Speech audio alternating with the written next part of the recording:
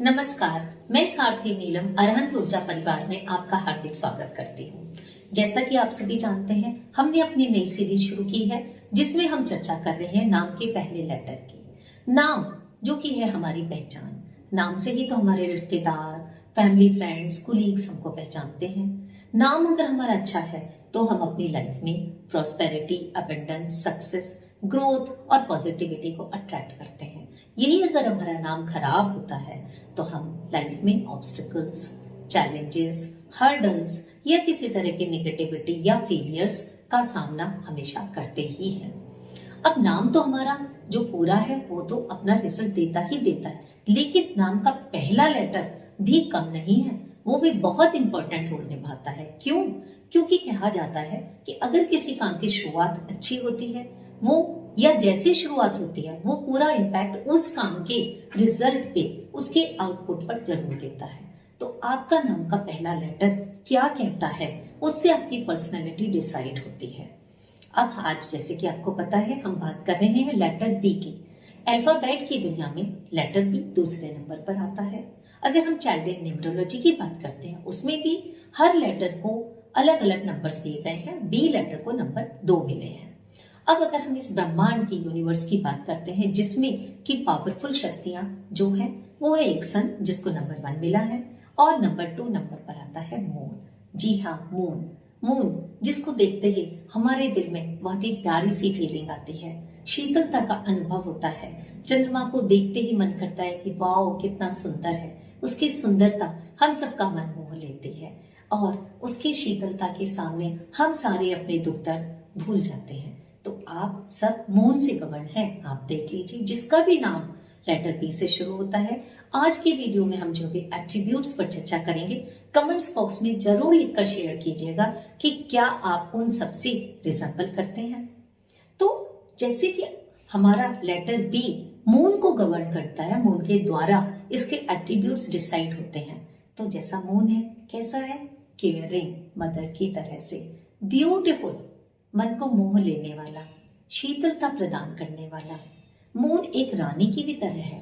Moon को रानी consider किया जाता है एस्ट्रोलॉजी और न्यूमरोलॉजी में। तो रानी के अंदर क्या होती है? बहुत सारी खूबी, एडमिनिस्ट्रेटिव क्वालिटीज एंड नॉलेज से भरपूर रानी है ना।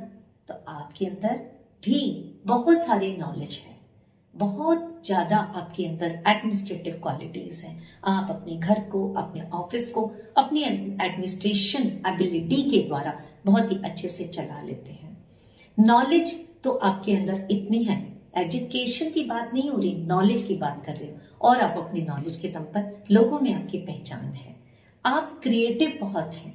आप किसी भी चीज को बहुत ही सुंदरता से बयान करते हैं। आपकी जो लाइकिंग्स हैं वो भी दूसरों से हटकर हैं, क्योंकि रानी है ना आप। मून आपको गवर्न करता है। आपका दिल बहुत ही सुंदर है, माँ की तरह सॉफ्ट है, दूसरे के लिए केयरिंग है। दूसरे के दुख से, दूसरे की परेशानी से आप तुरंत ही घबरा जाते हैं, और उनके सपोर्ट के लिए अपना काम छोड़कर आप तैयार हो जाते हैं। आप अपना हाथ बहुत जल्दी दूसरों के लिए आगे बढ़ा देते हैं। आप हमेशा अपने आप को अच्छे से रखते हैं।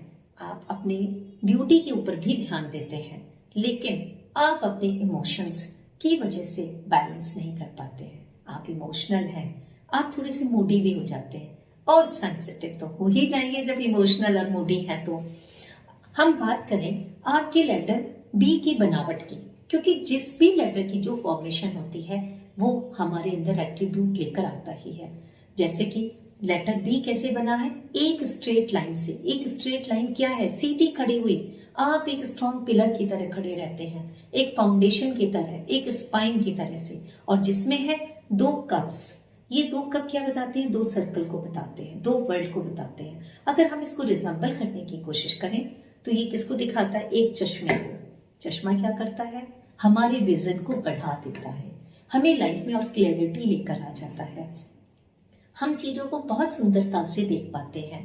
यही विजन आपके अंदर होता है, और साथ में आप बैलेंस भी कर पाते हैं। आप बहुत ही ब्यूटीफुली दोनों वर्ल्ड में, स्पिरिचुअल वर्ल्ड में और मैटेरियलिस्टिक वर्ल्ड में, बहुत ही अच्छे से बैलेंस कर लेते हैं।